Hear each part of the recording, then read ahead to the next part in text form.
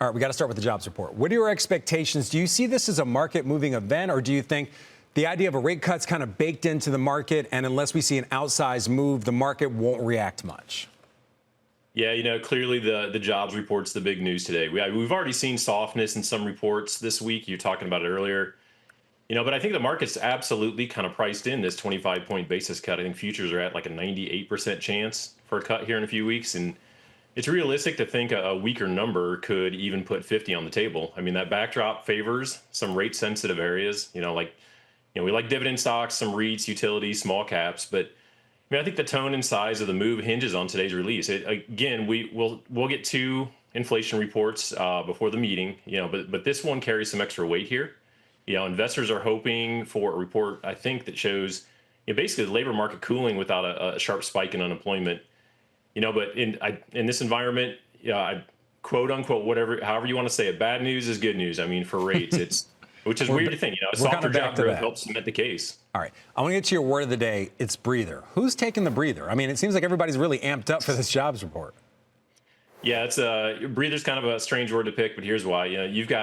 We've digested all these retail results over the past couple of weeks. Lulu yesterday, all the chaos there, and with retail now the focus shifts to the jobs report, and we needed that breather from earnings because the next 3 weeks we literally packing everything. We've got the jobs report today. We've got two more, like I said, two more inflation readings, and then the Fed's decision here in a few weeks. And it's just time to take a deep breath from earnings and just refocus on the Fed's policy path.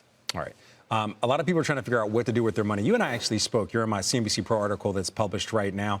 I want to get to your pick. It's PNC. Why is PNC a good pick right now? Is this the idea that we're going to get that cut, and that's generally good for banks, or is there another angle to this? Yeah, great article, by the way, Frank. So higher rates have been tough on this group. I mean, you're looking at regional banks. If the Fed follows through with cuts, it's one of the more direct beneficiaries because that kind of flows straight through to economics, in the lending side of things. So you could get exposure here through an ETF like the KRE, which is the Spider Regional Banking ETF. But under you lift the hood, that's equal weighted, leans towards mid and small cap names, and then the IAT, which is iShares, that's the other regional bank ETF.